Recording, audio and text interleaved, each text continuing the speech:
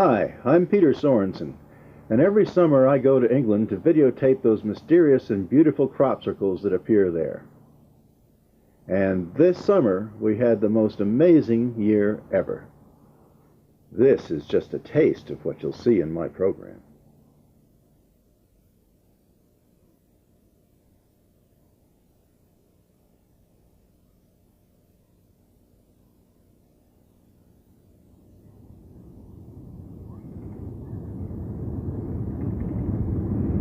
All winter long I wait for this moment when I leave smoggy Los Angeles and head for jolly old, magical old England once again.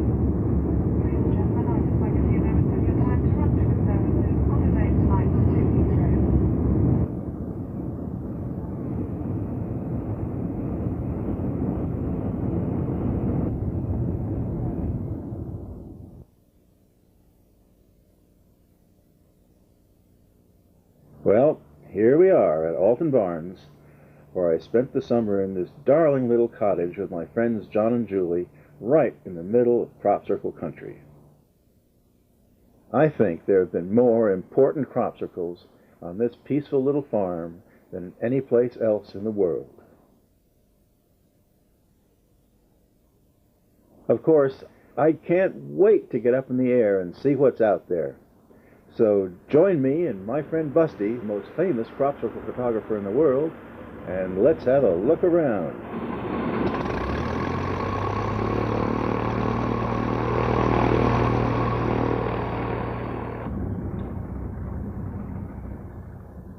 And we're off.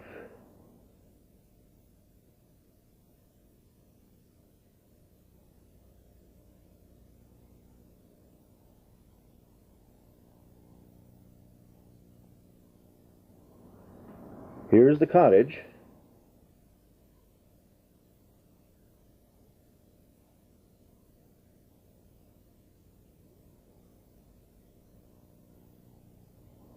This is Woodward Hill, a famous place for UFO night watches, and this is Avebury Henge.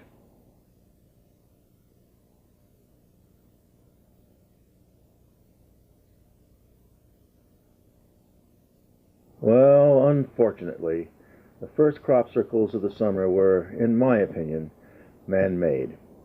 Even these beauties were not the genuine article. We'll come back in about an hour to this subject of human-made crop circles, but for now I'd like to stick with the good news.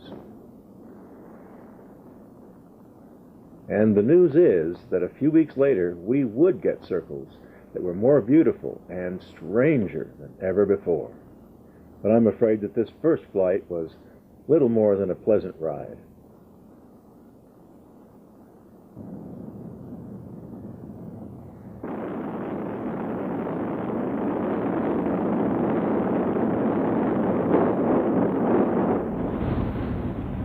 One of the strange things about this summer was that we had a lot of snow and sleet in May. I've never seen this kind of weather in England before.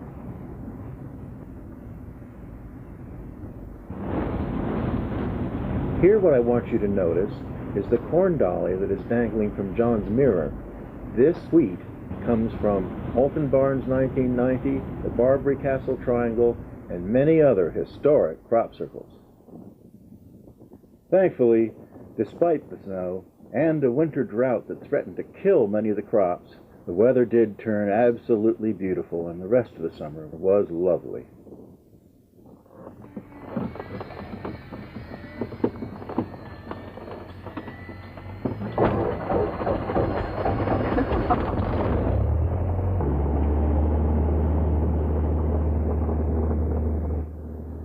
Now we'll go for a flight with Steve Patterson to see a crop circle which, well, frankly, I have mixed feelings about it, but there's a very interesting story connected with it. Because of the style of its dark and light pattern, I decided to call this formation the Harlequin Triangle, named after the medieval jester that had a suit that looked sort of like this. By the way, notice how its geometry compares with this formation from 1985. Okay. Well, at about the same time that this one appeared, crop circle mathematician Colette Dowell published a newsletter with essentially this geometry on the cover, and in the corner she had a cartoon of Carl Sagan wearing a harlequin costume. Make of it what you will, but I think it's an interesting coincidence. The lady playing dueling cameras with me here is Jennifer Jose, and here we are in the harlequin formation. We actually went to see it on the ground before we took our flight. Well, this is very complex. Lots of straight lines and arcs all together. Well, look how pretty the liquid flow is here in the outer perimeter circle.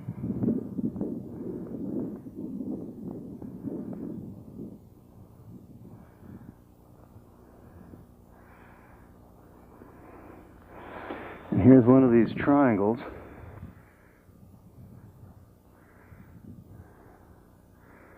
Another lovely flow of the barley.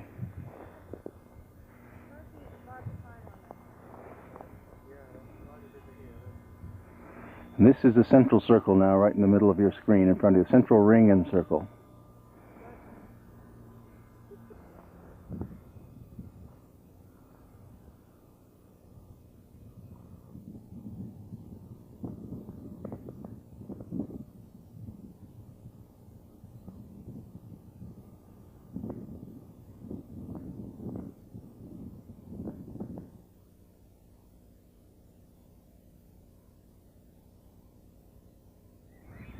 Hello, Mom and baby. Here.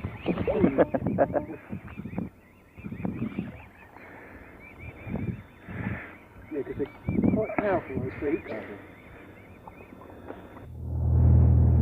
We'll be sharing this flight with Ron Russell, the Center for Crop Circle Studies Colorado coordinator and a member of CSETI.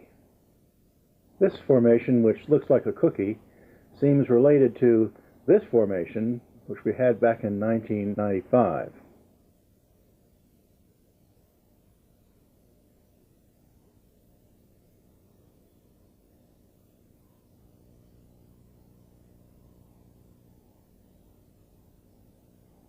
Here comes a little beauty which we all call the goddess, and I don't know of any precedent for this design at all.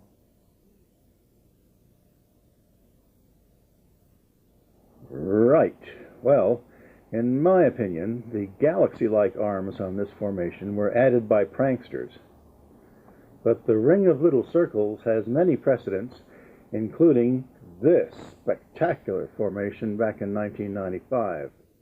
And here we have a lovely variation on the classic design format called the quintuplet set.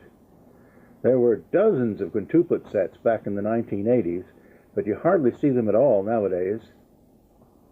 Yeah, this one really is. I think this one's really a beauty. Here's a bird's eye view of it from atop my pole.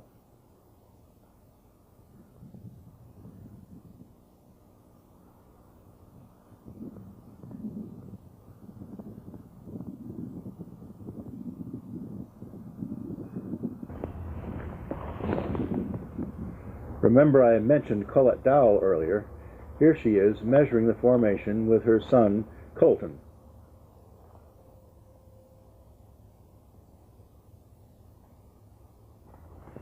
As usual, I search every crop circle I visit looking for magically bent stalks, which are the best indicator of a genuine crop circle. Here are the two that I found in this quintuplet set. However, these were the only ones I found all summer. And very few were found by other investigators either. Perhaps it was the weather, I don't know.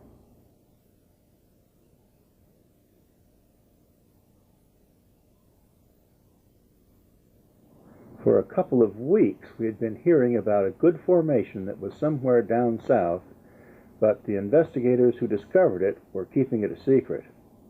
Well, it turned out to be down near Danebury Ring, an ancient hill fort that occasionally gets visited by the circle makers.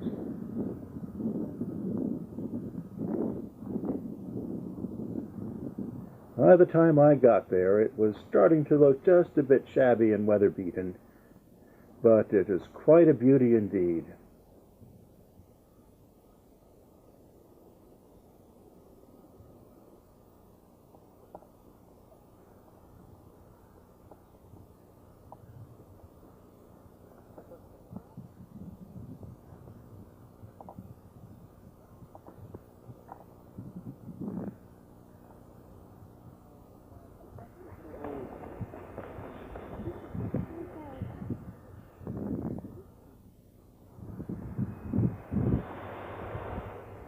Take us down to the next little one where your brother is and show us that. Yeah? It was bent and then it had a bubble. Yeah? We're looking for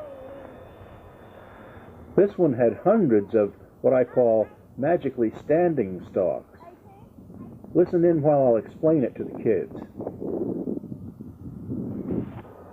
Well, this appears to be a nice group of magically standing stalks, which as we look down here, is indeed, they're quite sturdy. You see, these stalks have never been pushed down. This bunch of stalks here, this has never been pushed down. They're perfectly fine, growing perfectly healthy, and there are bunches of them all over the place, right? You couldn't have gone around here with any kind of flattening tool and leave these, so many of them, perfectly strong, standing up, never been damaged. I mean, a stalk that's ever been pushed down, look, if I push this bunch down like that, right? They never come back upright again. See, they fall again? Yeah, they don't come back up properly. You can feel they're weak now. Comparing that to any other batch around here, now these are weak. That's cool, honey. So I think that's a very, very good sign. Okay, this is looking west at Danebury Hill Fort. Exactly west.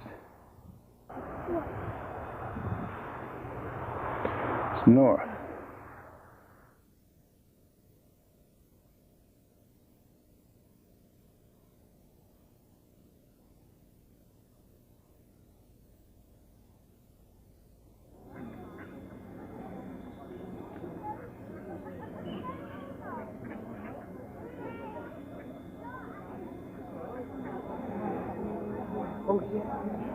Well, up till now, the Circle makers had not visited Alton Barnes, and we felt kind of left out.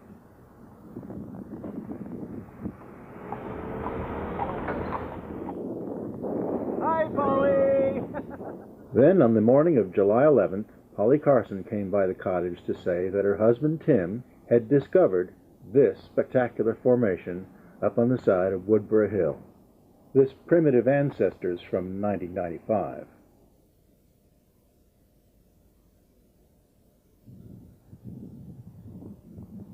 Here's what the formation looked like on the first day.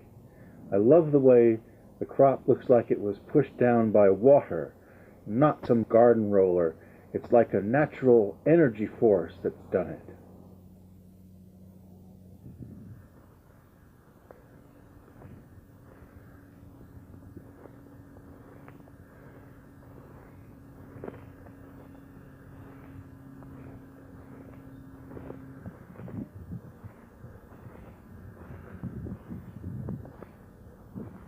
What do you think? Amazing. It is amazing. It's a beauty, isn't it? Yeah, it's huge. Yeah, 300 feet. 300 feet. Yeah. The formation was easy to see from the road, and word spread like wildfire. Soon it was really getting crowded. 4 or 5 hours after it materialized, and it's very unusual for it to be coming up like that. Oh, you're actually filming the job? Oh, of course. You'll be putting people out of the job if you do it that well. Yeah, find vent stocks for us. Something we can't smell, because I don't think they can smell 500 times better than us. Yeah. I can't see it. What is it? What are you trying to tell me? What is it? What?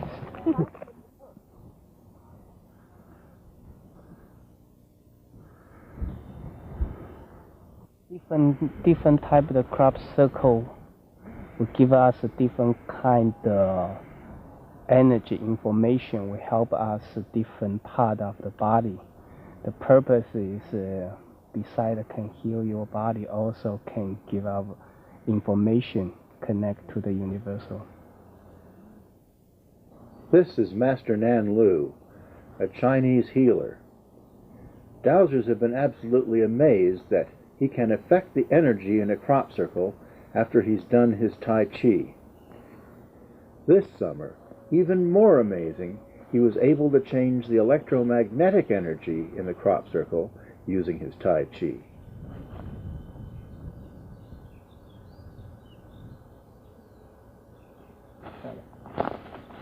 Here, a rather bewildered Paul Weige is measuring the difference with a detector that he built himself. That seems slightly more than before. Well, I certainly heard more. Yeah.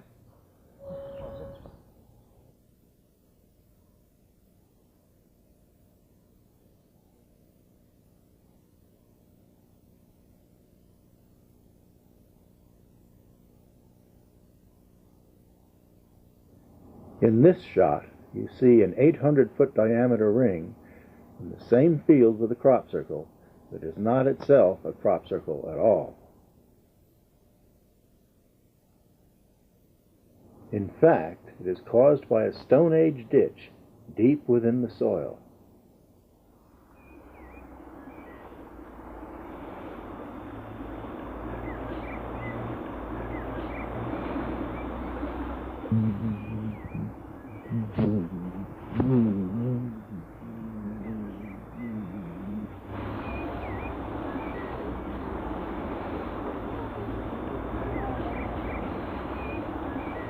That lovely fountain is in Glastonbury. Now, let's go for another flight with Busty and Ron Russell.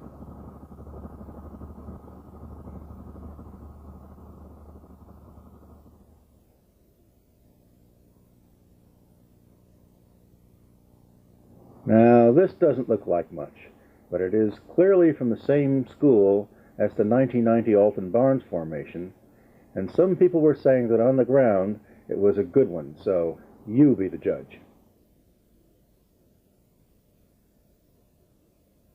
Another thing that was strange about this year was that there were so few simple circles.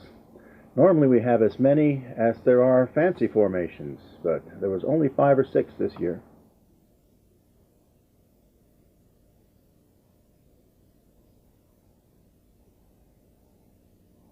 This one looks sort of like Galileo's drawing of Saturn. Notice how the layer of the crop has only a slight spiral. It's almost going straight out.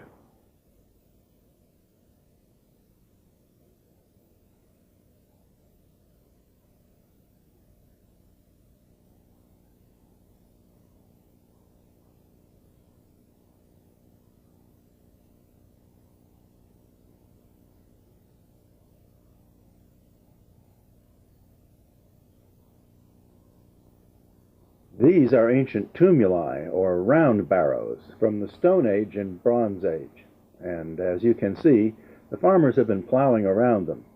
But if they plow over them, the color of the crop and the soil will often show the markings for thousands of years afterwards, just like that ring next to the crop circle at Alton Barnes, which is an ancient ditch. They look so much like crop circles, there's got to be some kind of connection. Speaking of ancient rings, Avery's the largest, that's for sure.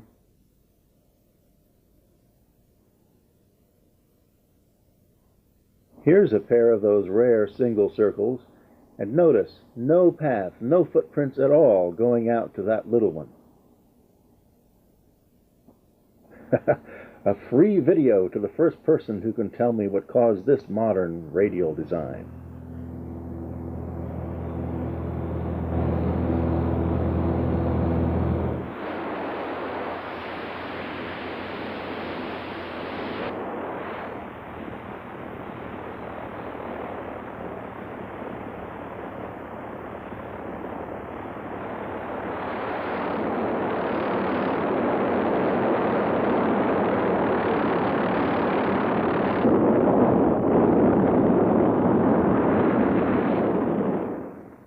After a flight, I love to relax at the old pub by the canal.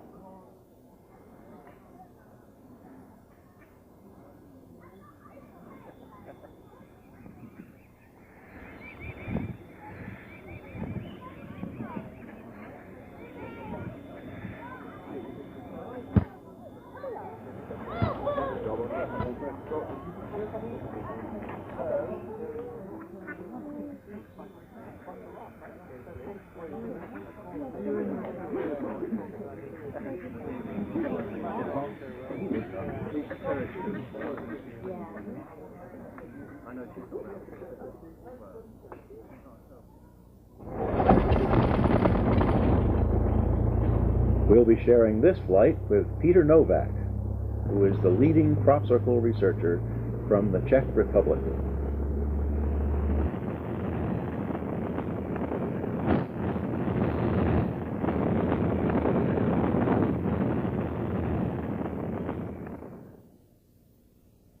This stunning star arrived in mid-July near Alton Barnes at a place called All Cannings.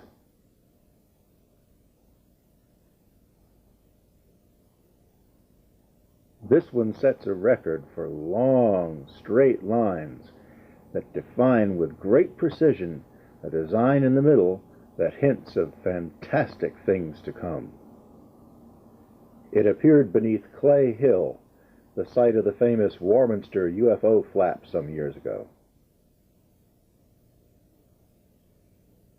Ah, Silbury Hill, the Neolithic Earth Mother near Avebury, in whose shadow so many spectacular crop circles have arrived.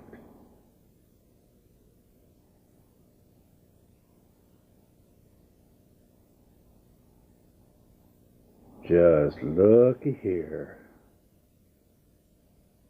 It's an utterly astonishing, totally unprecedented fractal Star of David.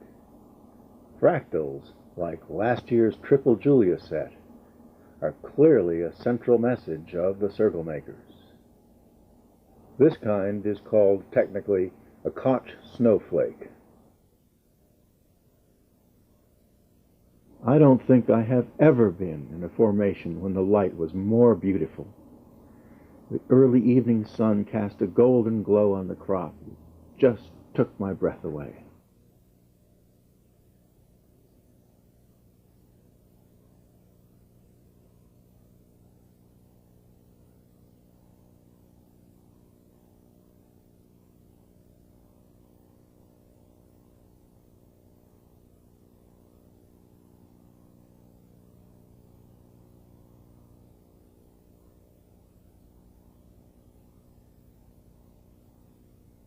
There were 126 little circles decorating the border of the formation.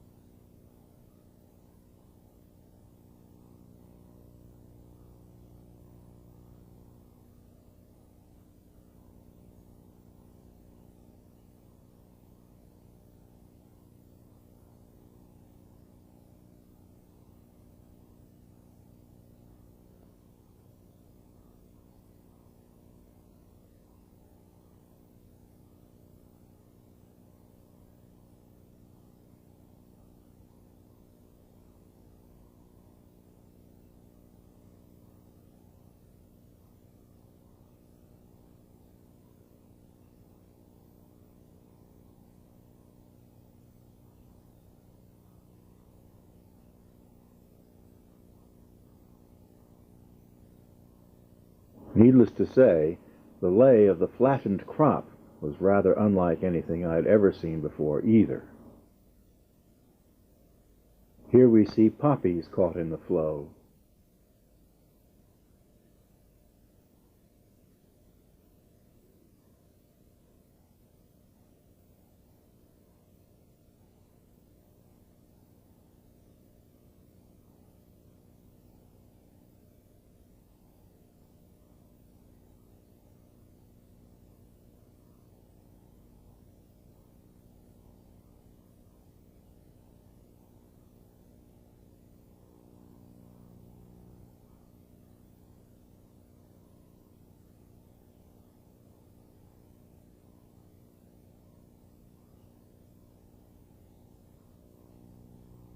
And this is the center of the whole formation.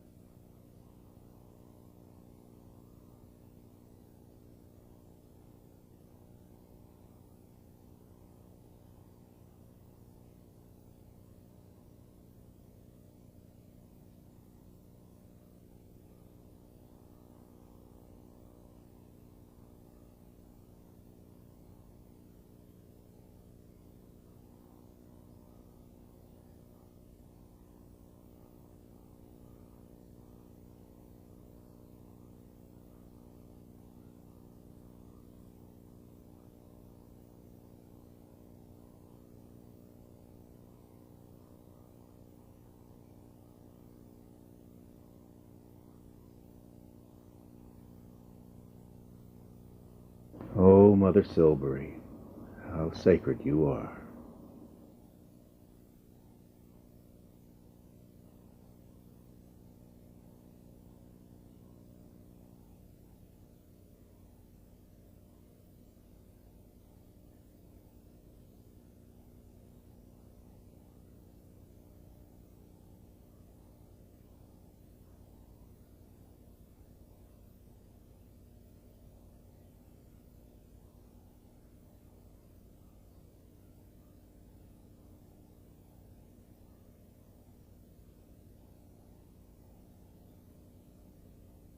There were two grape shot, this one about 600 feet away.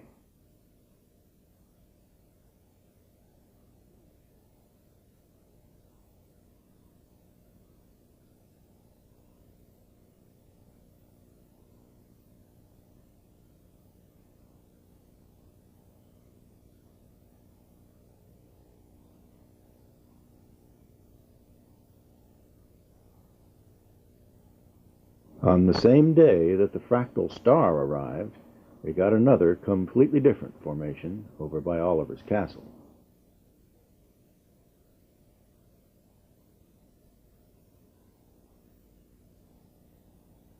I love crescents. I believe that this one, which I shot in 1992, was the first ever. This one was in the same field at Oliver's Castle in 1994.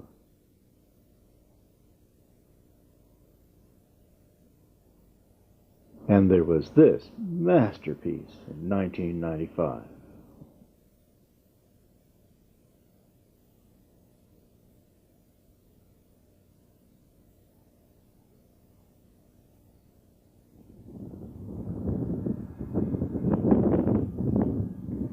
Woo!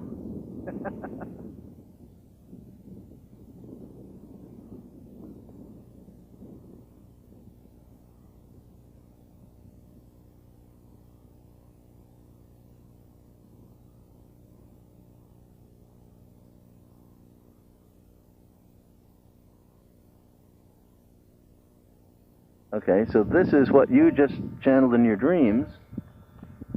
Yeah. It's not quite like that one, but I have a better sketch of it back at the lodge.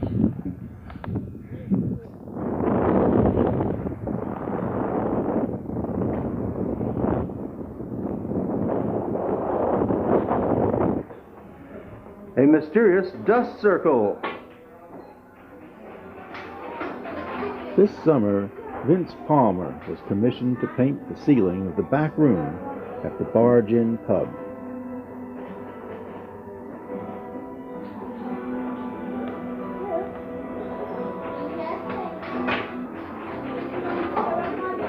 His creation, as you will see, with its dozens of crop circles and sacred sites, turned out to be nothing less than the Sistine Chapel of pub ceilings.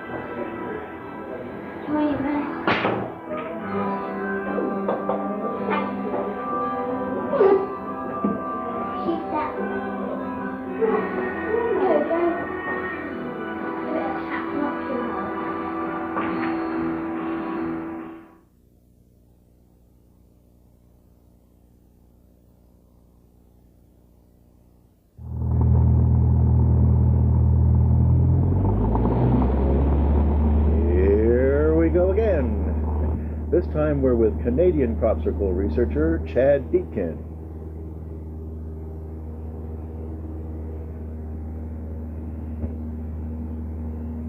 In mid-July, I received a sly, unsigned note in the post with a little map indicating the position of this crop circle. It's a traditional design called a dumbbell, like this beauty from 1992. This one would be right at home back in the 1980s, during those historic years when the first straight lines appeared.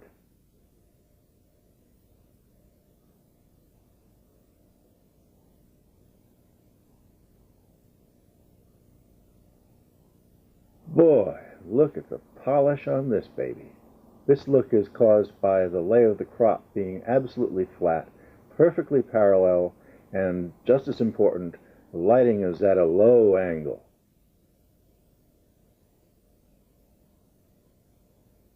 We're down south near Moorstead now. We'll turn around and go north again in a moment. Hi, Gwen! Gwen and I both spotted this unusual formation at the same moment, and I recall her words over the roar of the airplane's engines were, "Hey, cool!" Its location was below Fossbury Hill Fort, near Vernham Dean, where I don't think they've ever had any crop circles before.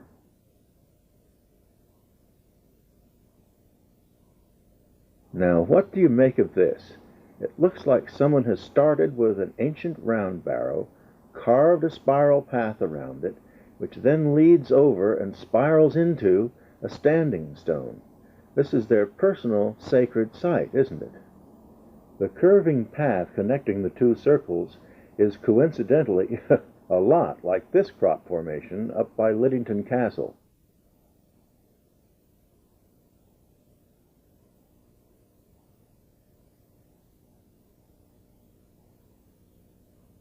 Check out the off-center swirl. This is Lidington Castle Hill Fort itself, and down by those trees are a couple of ghost round barrows and this very interesting formation, which appeared early in August. It's a much more complex version of this one, which appeared very nearby last year.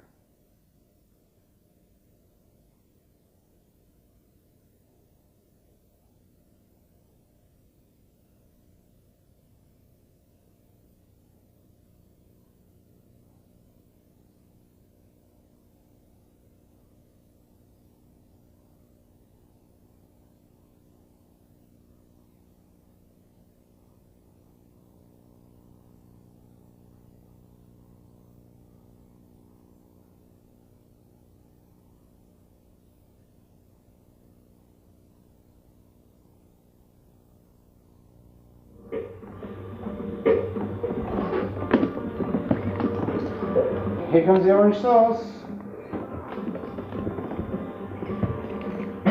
Over here. They get thirsty. And I want credit for producing this. That's right. Copyright Steve Pepper's. Now it's the 2nd of August, and many fields, like this one, have already been cut and plowed already. But in this neighboring field at Hampton, where last year the longest crop formation in history appeared, we got a couple in one night. This one's obviously like this one from 1995. You've probably noticed that I have a slow-mo capability this year. Makes it possible to study the details almost as if we were in a helicopter.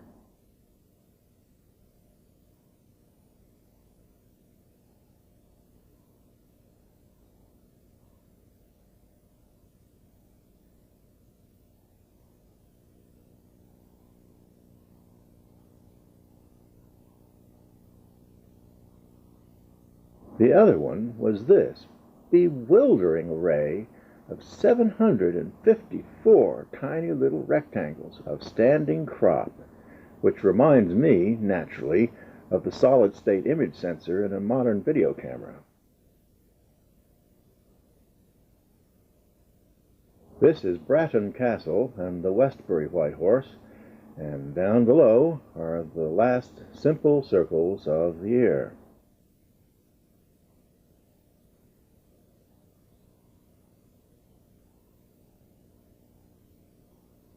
Here is a late summer look at that beautiful little goddess formation again, and in the field nearby was this new quintuplet set.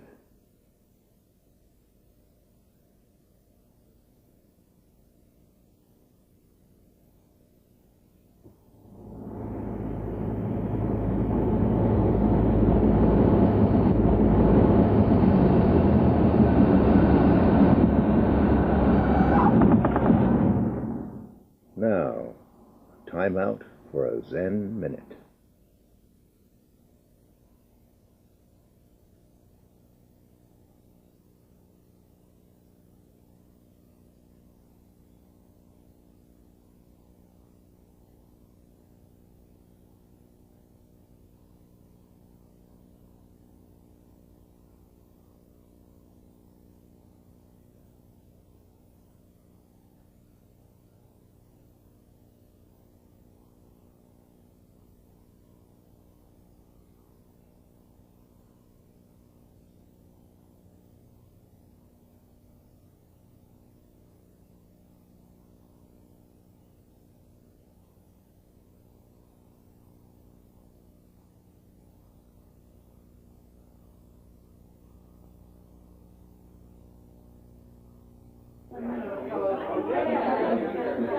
Hey, the pub is getting too crowded.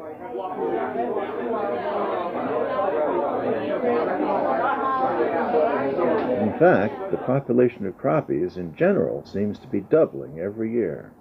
And as every crappie knows, these ain't UFOs, these are army flares.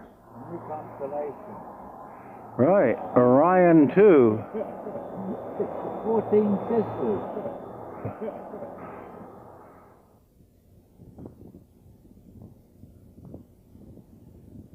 Driving past a white horse on his way to work at 6 o'clock in the morning, my friend Nick discovered something miraculous in the field below.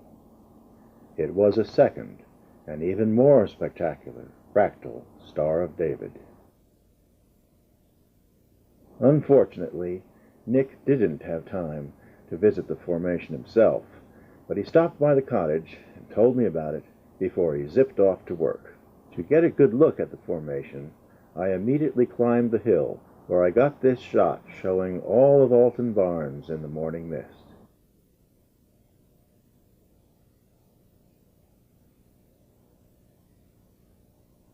It was the grand finale. We're walking down the hill now. We're going to go get in this beauty. Milk Hill Star of David. Now, I have to confess that I thought I was going to be the first person in it, so I was having this extraordinary adrenaline rush. But it turned out that there were some people who had been camping out up on the hill, and they had discovered it at dawn.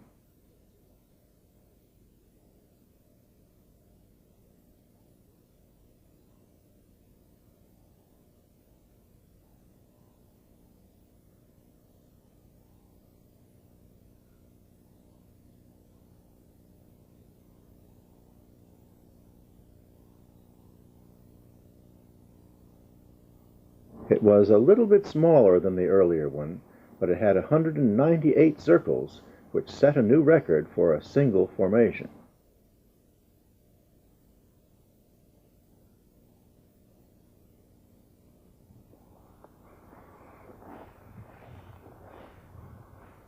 It certainly had the most complex and meticulous flow of any formation in history.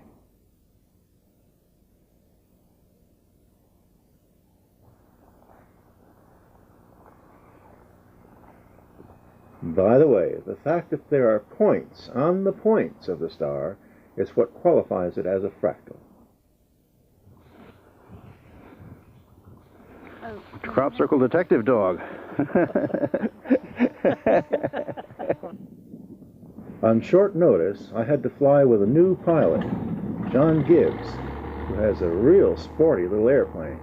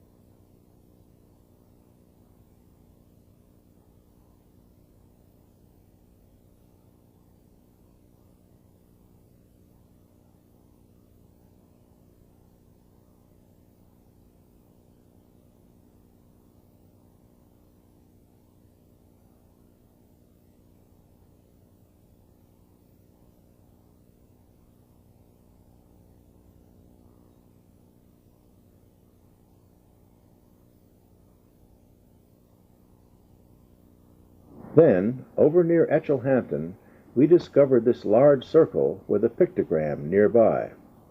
Now, I have to confess, I thought it was pretty ugly, and that may have been the biggest mistake that I made all summer, because I never went to see it on the ground, and those who did said it had the most amazing flow to the crop that they had ever seen.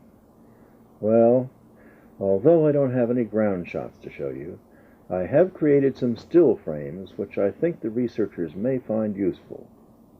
As you can see, there is a lot of what is called wind damage in the field, but notice how the characteristics of the wind damage are quite similar to the crop circle itself in some places.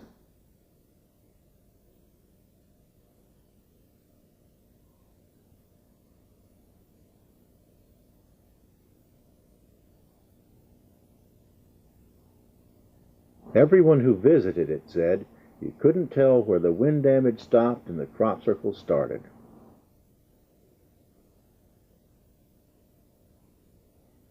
I guess I'll have to be more tolerant of ugly-looking crop circles in the future. I definitely will keep a more open mind, I promise. Well, Pete Emery's down there in the combine harvester, and he's about to cut down the Woodboro rings. That means the season is just about over, folks.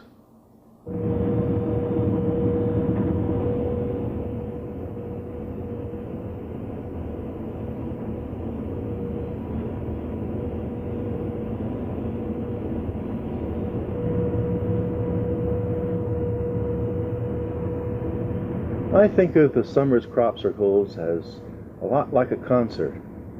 And at the end, the curtain comes down and the crops are cut. And though I'm sorry that the music must end, I applaud the great cosmic Mozart or Bach, whose works are now eternally preserved in photographs and videos, which now the entire world can study and enjoy forever.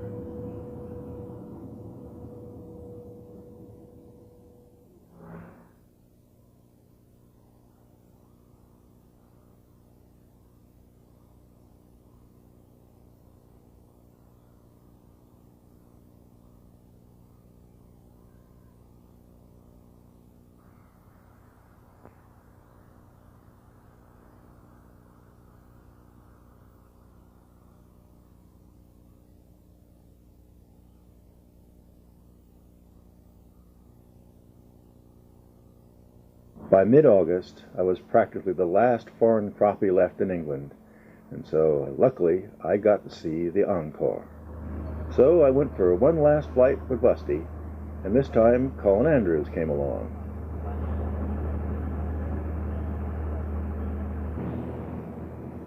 I felt sad as we took off because I knew that except for our one last gift, all the crop circles had already been cut. Most of the fields were plowed, and some of them were even sprouting up green with next year's crop already. And yet there is a haunting beauty to the circles that can still be seen in the stubble.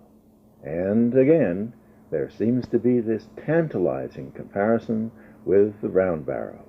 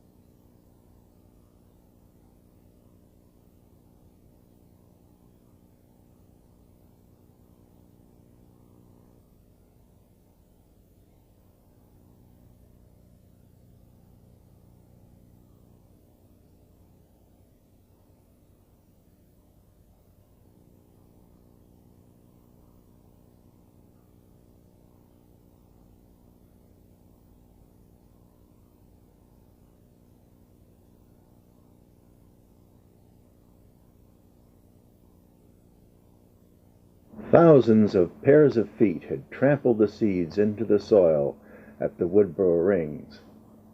And so, by late August, the sprouts were several inches tall and green and lush.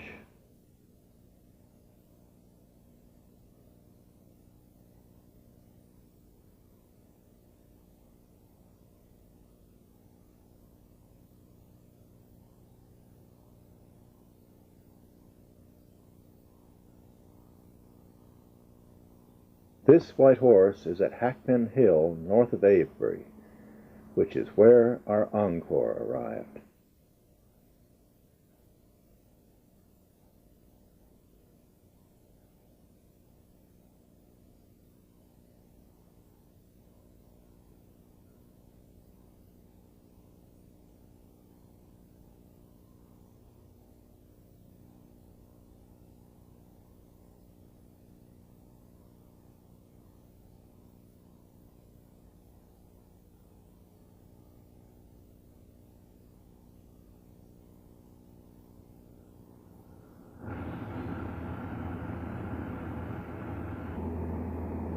It started to rain as we got near the airfield, and then there was a severe crosswind, which means that we have to land sort of sideways to the strip, then turn at the last second. It's actually quite a trick, but Busty pulled it off without a hitch.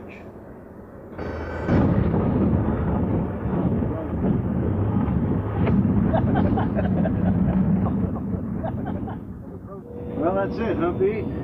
Another historic summer at Alden Barn. Plenty more crop circles. We'll see you next year, folks. Bye-bye. Well, this is the end to the main part of the program, but stay tuned for a lot more.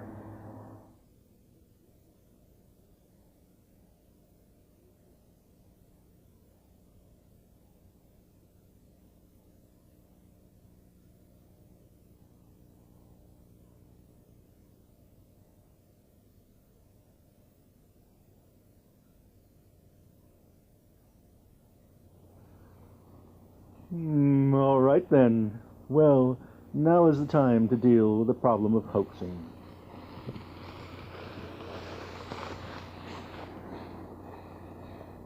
This lovely design was discovered below the Barbary Castle hill fort just a few days before I arrived in England in late April. In fact, I went directly from Heathrow to inspect the crop circle. So here we are below Barbary Castle. Now you'll see exactly what I saw. We're going to start walking in now. This crop, with its bright yellow flowers, is what the English call oilseed rape. It gives us canola oil.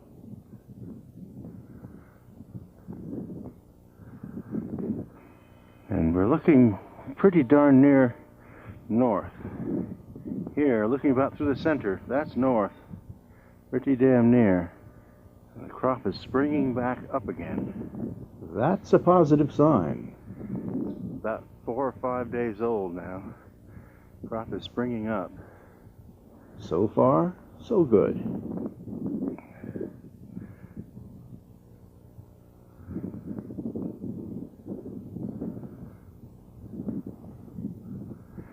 And now we're approaching the center.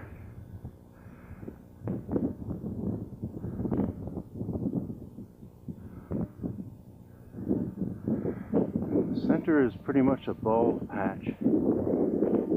Very badly smashed, actually. Very badly smashed.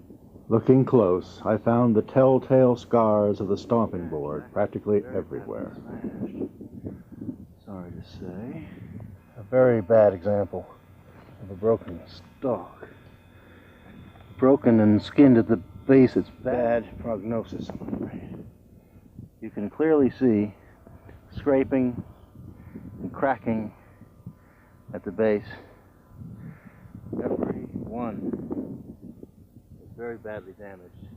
So let's go back to that first flight with Busty and see how the formation looked from the air.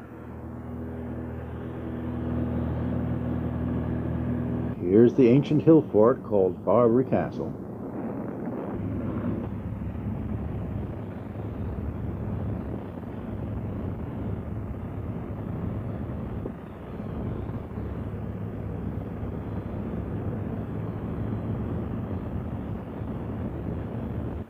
It certainly is a splendid design, but I believe it is well within the capability of human beings to construct it.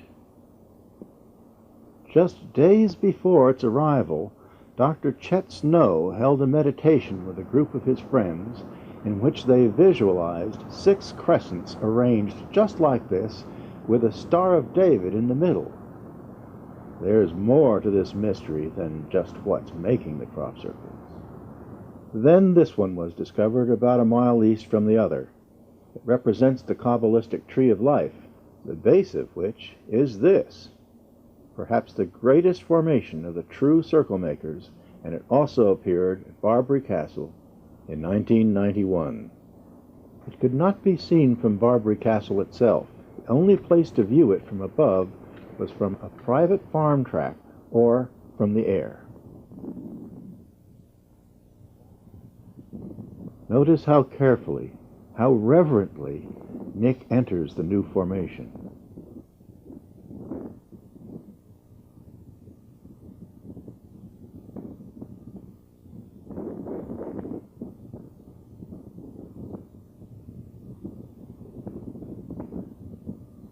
After getting a first impression, he now looks closely at the condition of the plants. And we found problems right off the bat. Damage like this, right near the entry point of the crop circle, is very likely to have been caused by visitors, so I decided to concentrate on the overall appearance of the formation for a while, until I got much further into it.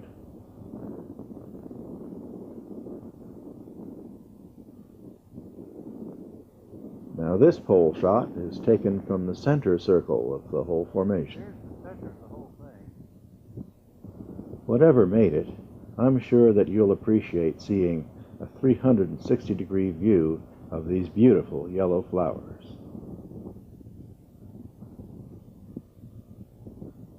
By this point, I realized that the formation was the Kabbalistic tree of life, and I was really hoping that a close inspection of the stalks would indicate that the formation was genuine.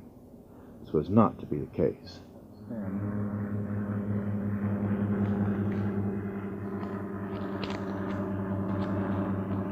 When it's crimped down in the soil.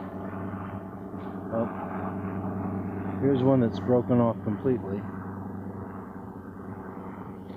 From here. Another one broken off completely.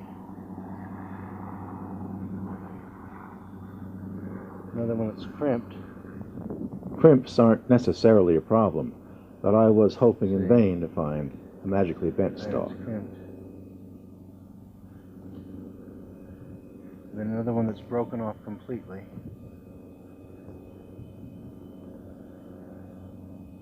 Yeah. Another one broken off really completely. Another one that's broken. Another one that's broken. I'm afraid these broken stalks were typical, and there was a lot of scraping too. So, I'm afraid the evidence doesn't look too good right here.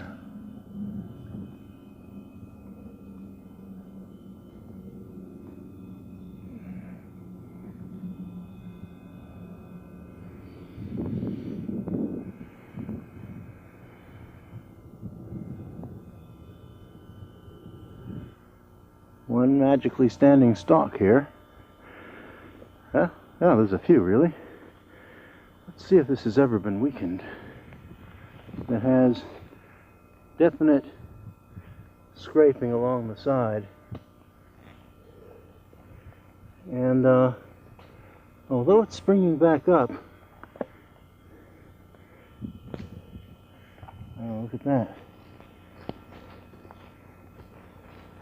Oh, yeah. In fact, it had been damaged at the base and was not a magic stalk. Nope, that wasn't good. See them 3, 1, 2, 3. And Nick found a lot of footprints. 5 millimeters apart, maybe. Yeah. But there's one here. What's the footprints? Yeah, it's got a plimsoll lines and a diamond shape.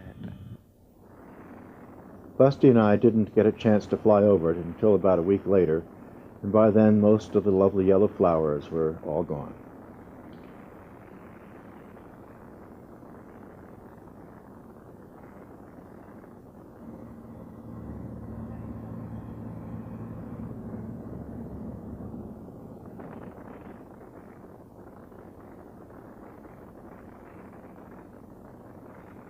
That little circle and tiny line were almost certainly added by visitors who wanted to leave their mark. Some people have no respect for art of any kind. I mean, even though I think this formation is man-made, the design is a very important sacred symbol. It's like putting a mustache on the Mona Lisa, for crying out loud. This is an interesting patchwork of very old hand-tilled fields, I believe, and they are along the side of the hill with Barbary Castle over there to the right.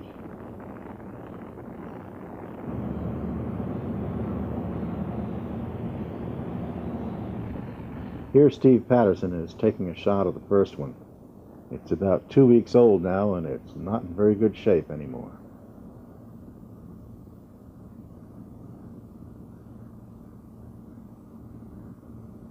In my hotel bathroom, I have found the Barbary Castle formation in a most unlikely location.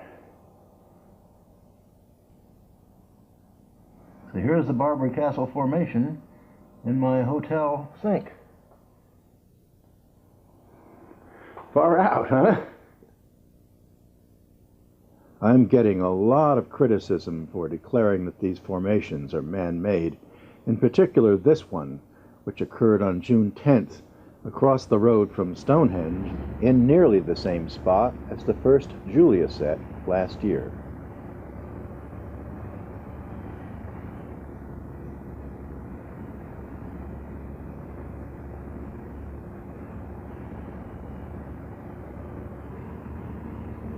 How could I possibly think that this formation is man-made? It's over 200 feet in diameter and has 194 separate little circles in it. Well, my judgment is based on evidence that I found on the ground, which you'll see shortly, but notice that 172 of these circles are only 6 feet in diameter, which a skilled man with a garden roller can make in about 2 minutes. So a team of 6 could do them all in half an hour. Also notice that the lines are all very thin, not a lot of flattening involved except around the outside, and that it's all based on hexagonal geometry, which allows for straightforward construction with a compass, or with a rope, of course. It appears to be partly overlapping the ghost of a round barrow on the right there.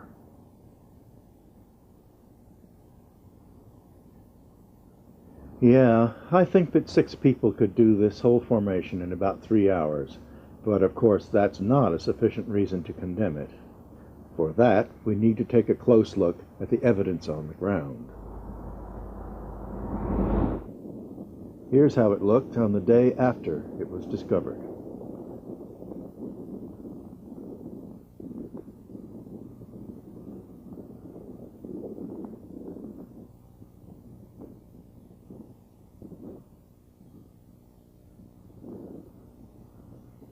This is the center of the snowflake.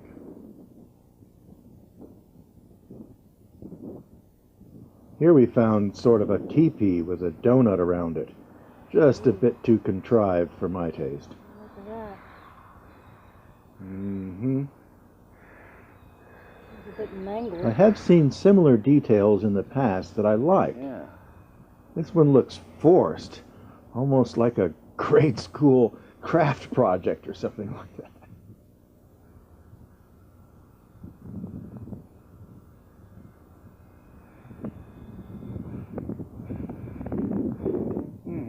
Decreasing widths.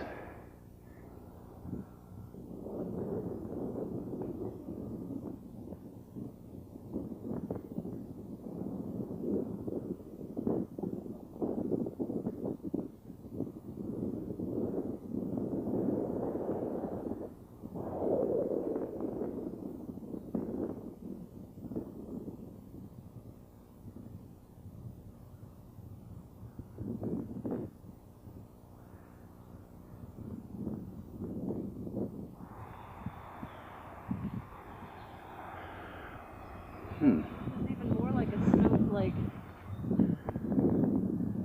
Yeah. Yeah, maybe it is a snowflake.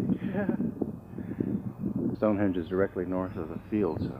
All right, this is looking straight north, and the arms do not appear to be coming down north-south or anything. Young barley like this quickly springs back up in an attempt to go back to the light. This is what is known as phototropism, where the plants try to get the maximum amount of sunlight. Unfortunately, these are not magically standing stalks.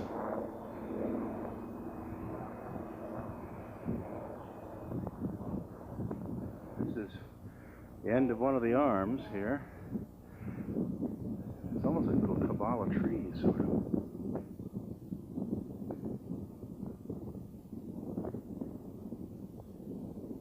Well, a lot of them really don't look very good.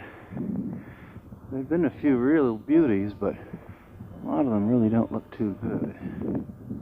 Now, all the stalks that I've looked at so far have been crimped, and I've just found over here very definitely a shoe-type pattern here. See that? On the musk. And notice that it's also scraped along I its don't think length. that a shoe could scar and scrape the surface of a stalk like this, but I do think that a piece of wood could. This kind of evidence was almost everywhere, straight down the arms and around the edges of the little circles. And here's where the musk has been badly damaged. And Jenny just pointed out to me that there is mud here as well. Very obvious mud mess here. And here's mud on the head of the barley, trampled from the top. Although it had not been raining, the nighttime dew is heavy enough to make muddy footprints like this. Oh, little bug.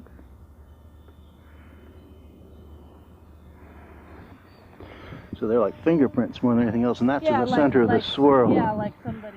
The center swirl on this little circle had apparently been shaped by hand. Here, All right, this is swipes, swipes. like- Here's another very obvious footprint. And I could have obtained countless shots like this here. One last footprint, and now I'm out of here. Hello!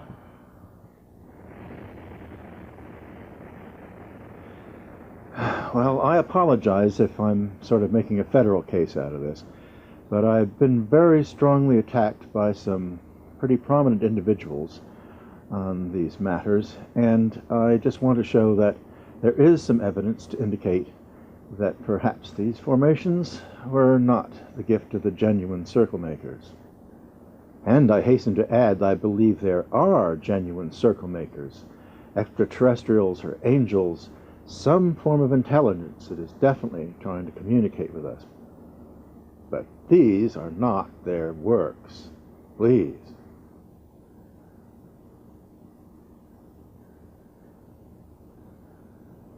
Sorry, I have to say that this looks like the fingerprint of a stomping board. Stomp, stomp, stomp, stomp. I think this is well-intentioned humans responding to the first Star of David formation that we had.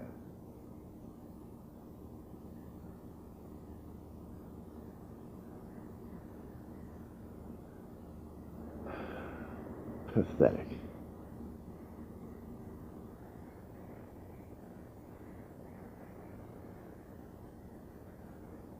This one was obviously inspired by this flower of life that we had back in 1994. To be honest, this looks like a bunch of drunks were out there just laughing their pants off. Whose side are you on?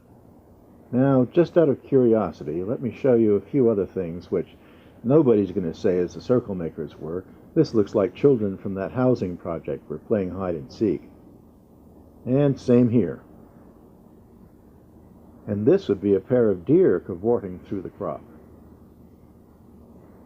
This looks like children again, but with some artistic talent.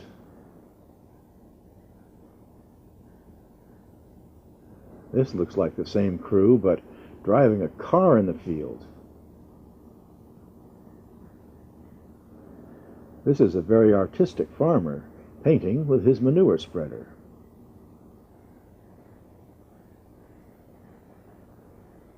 I've seen quite a number of things like this over the years.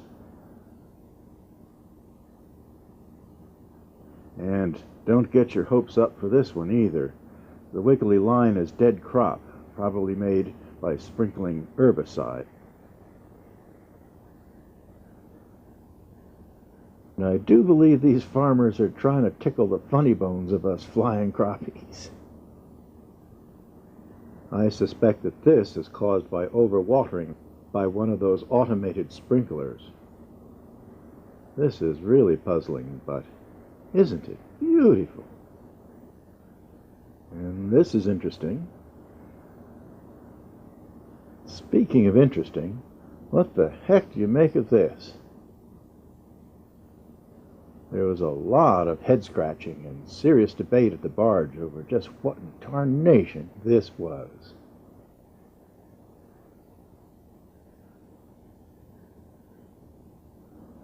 Here's one final look at the spinning crescents before they were cut down.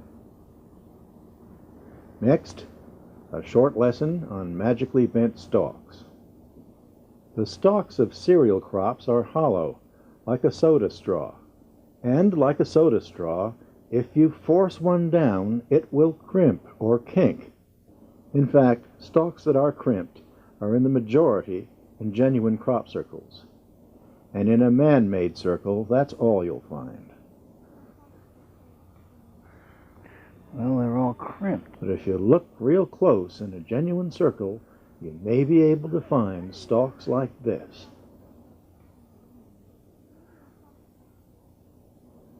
Now back to our soda straw. You know how some of them have these flexible joints in them that allow you to bend the straw without crimping it. Of course, the plants don't have flexible joints, but the analogy is useful nevertheless. The little shoot going straight up here proves that the stalk was laying down horizontally.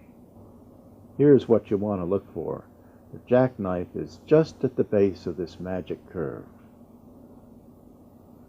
This is the first one I ever found, back in 1992.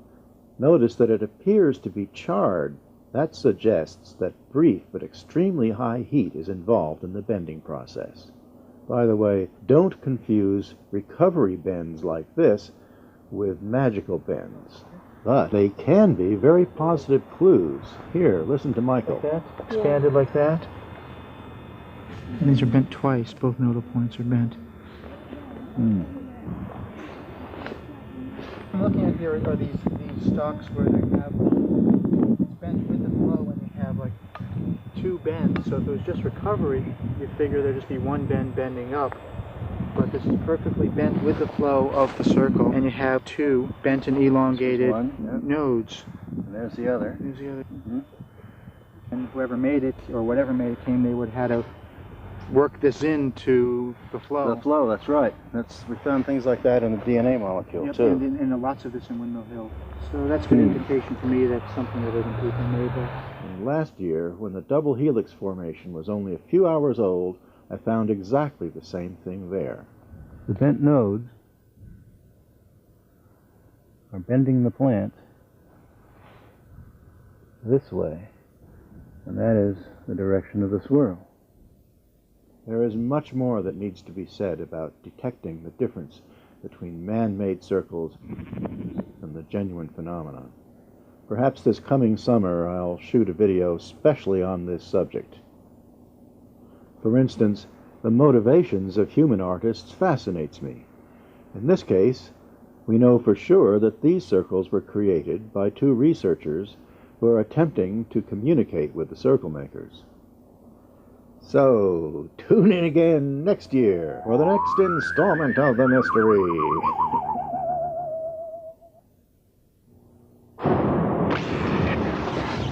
A year ago, I was on this sightings program, which was concerned with the infamous video that purported to show lights creating a crop circle at Oliver's Castle. You're about to see some of the most amazing home video that's ever reached us here at Sightings. It was shot by an amateur photographer standing on a bluff above an English wheat field. It may be the first real evidence that crop circles are formed by extraterrestrial forces. Or it may be a hoax. But if it is a hoax, it's a very good one.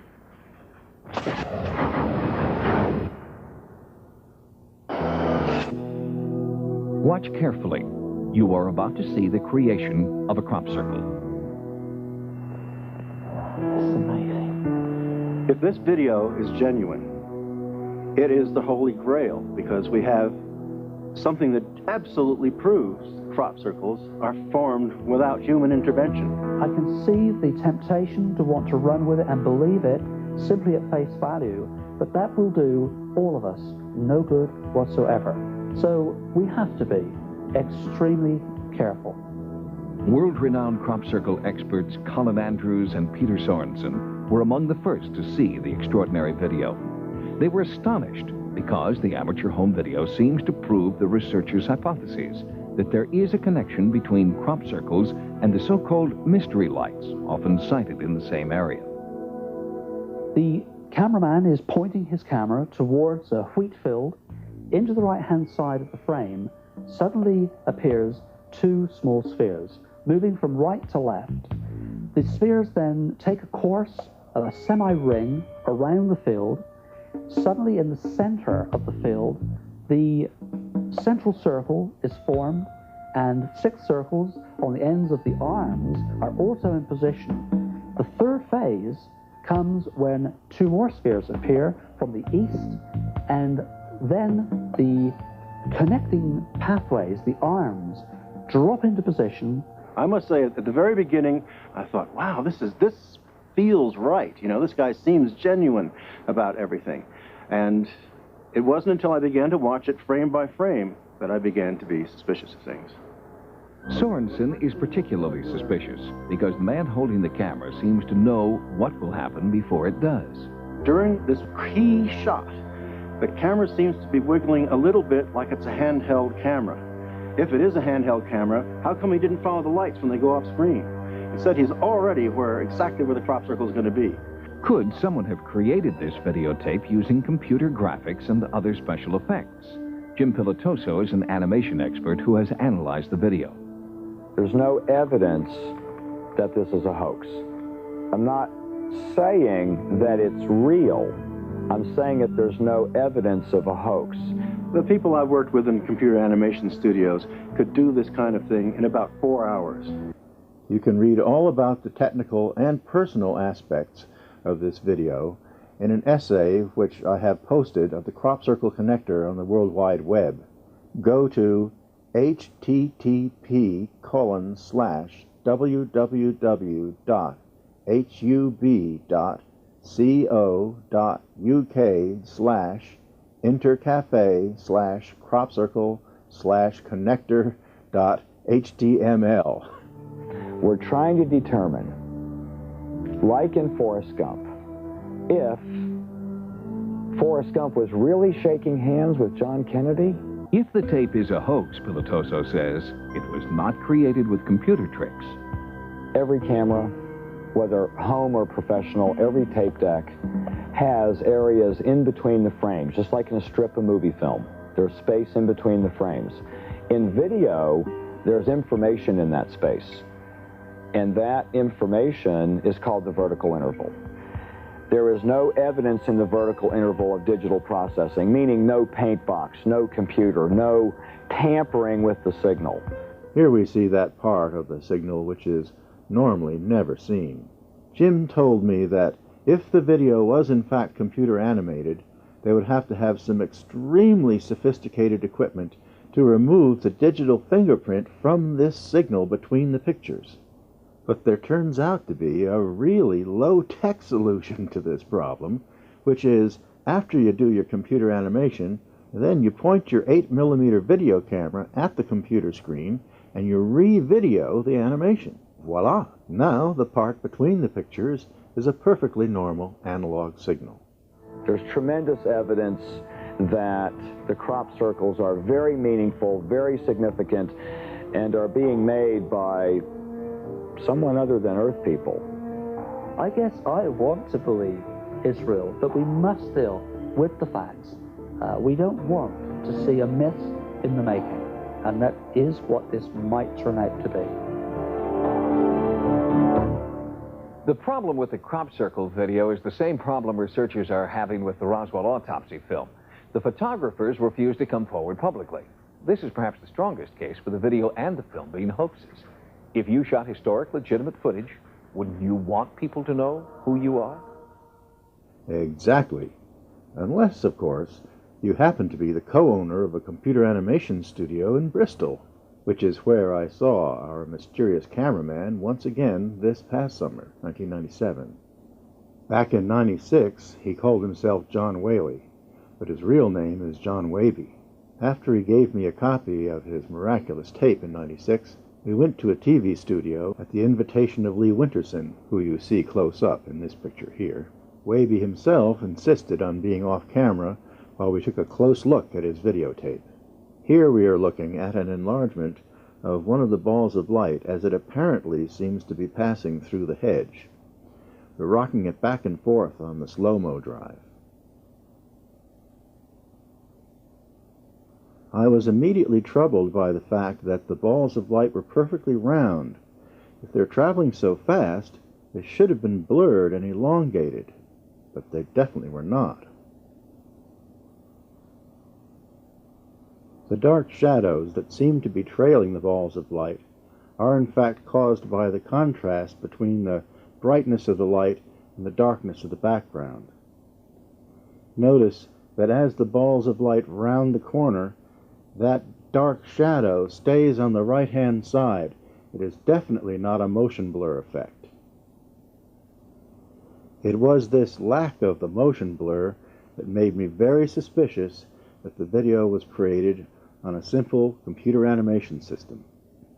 Again, read my article on the Crop Circle Connector website for all the details, but let's go straight to the bottom line.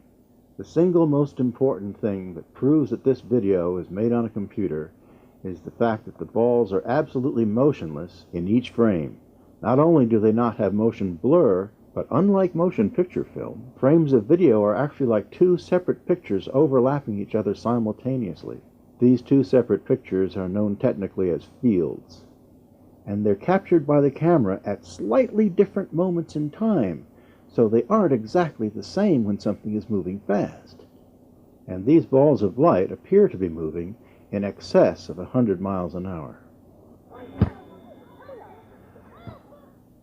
This football will serve as an excellent example to demonstrate this business of two fields in every frame. Here I've done a freeze frame, and you can see how the ball is jittering. That's those two pictures alternating back and forth every 30th of a second. But we certainly do not see that effect when we freeze frame the Oliver's Castle video. Now here I'm showing you just one of those fields, those two pictures that are within every frame. And here's the other one. Now the two fields are alternating. Remember, this is just one frame of video. There are two pictures within a single frame of video. Look at the difference. This is how motion is captured by an ordinary camera. It's a single frame with two pictures in it. This is how the Oliver's Castle video should look like in slow motion. But whoa, and the rending of garments, it certainly does not. Those balls are standing stock still in every frame. Ironically, most computer animation systems can do exactly the kind of motion that should be there, but rendering double fields with motion blur takes considerably longer to render, and was probably the reason they didn't use that effect. I'm sure you've noticed that the crop circle has started to form underneath the balls. This was accomplished by a series of dissolves, revealing areas that had been covered over with a digital paint system. A skilled operator could accomplish that in a couple of hours easy. You may have noticed back during the Sightings TV show sequence that the balls of light were jittering and fluttering around when they did their slow-mo. That was because they made their slow-mo after the British video was transferred to the American standard. It's all very complicated, but believe me, that has nothing to do with the kind of motion within the frames that we're looking for. Now look closely at the left-hand part of the hedge. There's a little ball of light going through right now. See it get dim and then brighten again? That's also done with the digital paint system.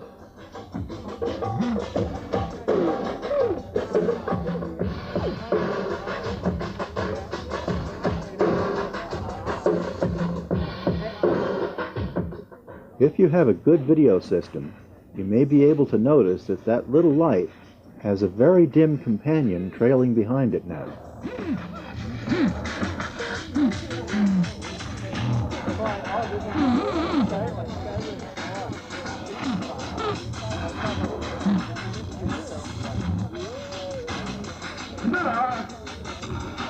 There was no hunger, no longer the terrible fear.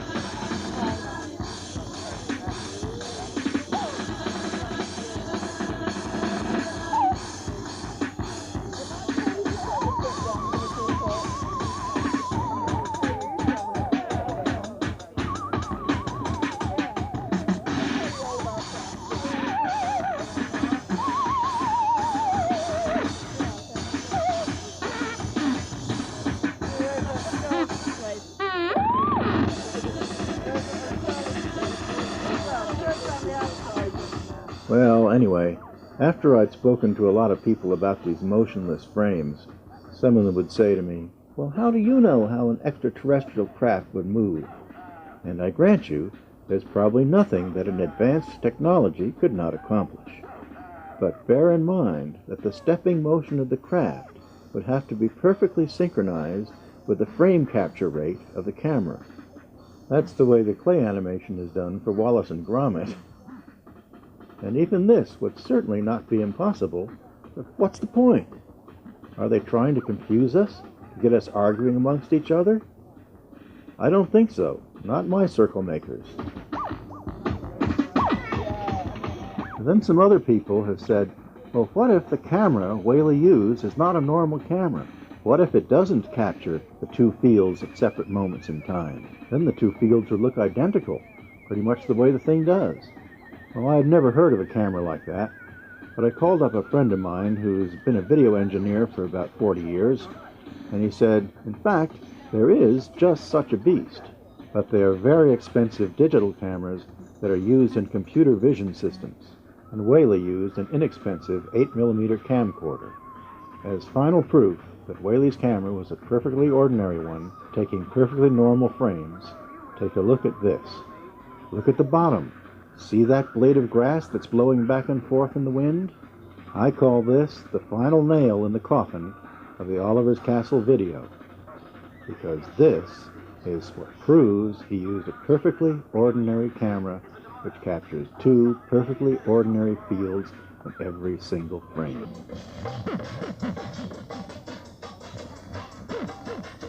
Oh, and one last thing. The camera shake, which some people say would require the facilities of George Lucas, the original shot was taken on a tripod without any motion whatsoever. And after the animation was done, he pointed his little 8mm camera right at the computer screen, thus achieving the amazing camera shake and removing that digital fingerprint from between the pictures simultaneously, thereby confounding all the experts. That's amazing.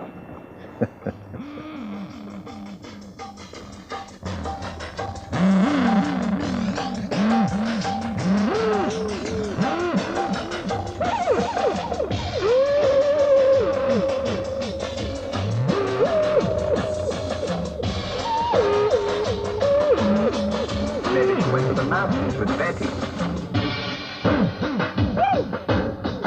Maybe she went to the mountains with Betty.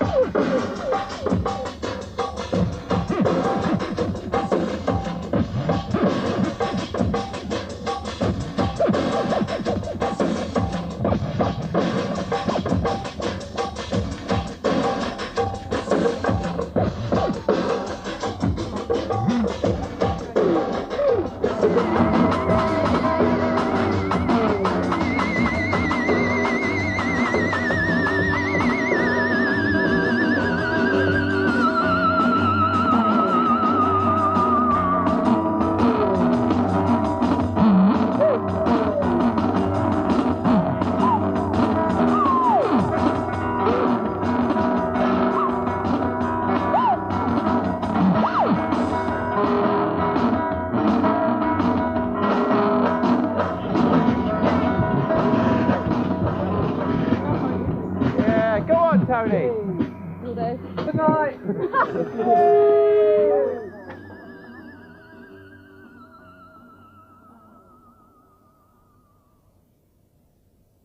In early July, I was interviewed at the barge by this woman from the BBC. She was hiking across England with a camera crew, and when she got to Alton Barnes, she was curious about the crop circles. You spend all your time filming them, don't you?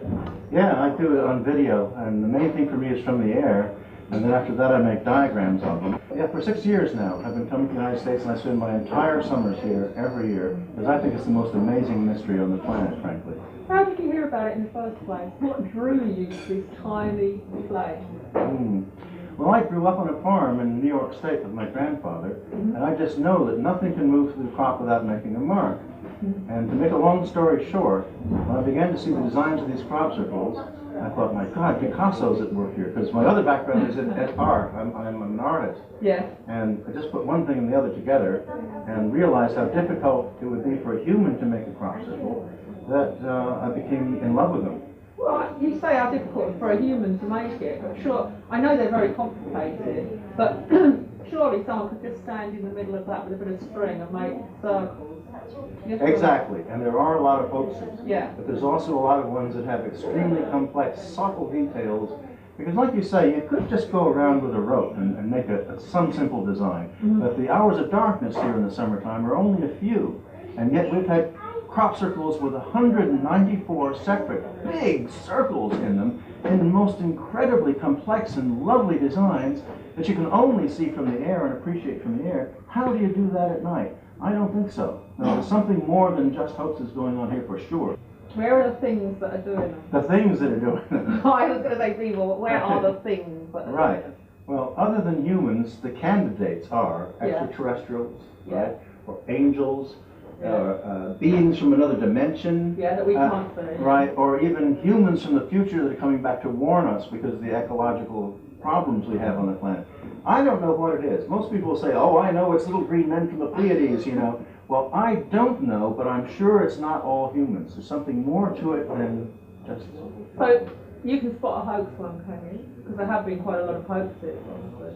I can spot ones that are definitely hoaxes, and I can spot ones that are definitely real. There is an in-between area where I'm not so sure. What's a definitely real one look like? Very huge, very complex, very bold in design, like these that I picked up to show you. Yeah. I think these are, for this year, very good ones. The designs grab you right by This is June the 1st. This year, just Avery, which is just north of here, and it's 150 feet across. And then there are huge expanses in a good circle where it's obviously virgin. There's no marking on the musk that Polly was talking about, and the stalks are completely unbroken. Then you know you're in a good formation. But Peter, why is it that all the aliens and the throwbacks to the future and all the invisible people, why are they all here? Why am I not seeing them anywhere else? Am I going to see them in Wales? What's the message in outer space that says this is the place? Well, there are more crop circles here than anywhere else in the world, and yet there are crop circles in Wales, and there are crop circles in the United States, and there are crop circles in Japan. Well, they only happen in rice paddies. They are all around the world, Brazil and Czechoslovakia. Czechoslovakia now has more than we do here in England, believe it or not. In the past couple of years, they've been exploding. Again, probably a lot of them are fakes, but a lot of them are not. But why this particular part of Britain? This particular part gets more than any others in the world, and I think the reason is Avery. Avery, some people say, is the belly button of the earth. The dowsers, you know, their rods, they say that Avery, now this is right, the energy from the whole planet goes to the sun and comes back from the sun, and therefore the rest of the universe, through Avery. In a good summer in Wiltshire, we can easily find 20 in this area, and another 50 around to Hampshire and so forth, and then maybe 100 in the whole United Kingdom. Finally, do you think that all these patterns are a secret language? I mean, we all saw that film. Oh, sorry, just stop a minute. What's the name of the bloody film? So we all saw Close Encounters, where they come down in the spaceship and they play the notes. And the notes, the harmonics, are the way of communicating. Do you think that these circles represent a communication, a form of visual harmonics? I think that's a very good guess. They certainly are visually harmonic, and that's one of the things I look for. If it resonates in my heart, then I feel I'm seeing something genuine. If it's, then I'm not so sure. Yeah. Okay. Brilliant. Hold on positions just a minute. We've just got to go close up to the design. You lift it up and then you put it where last year. Lift it up when you say okay. Yeah. Thank you. I must just show you Peter's shirt. We all wear these. Not so sure.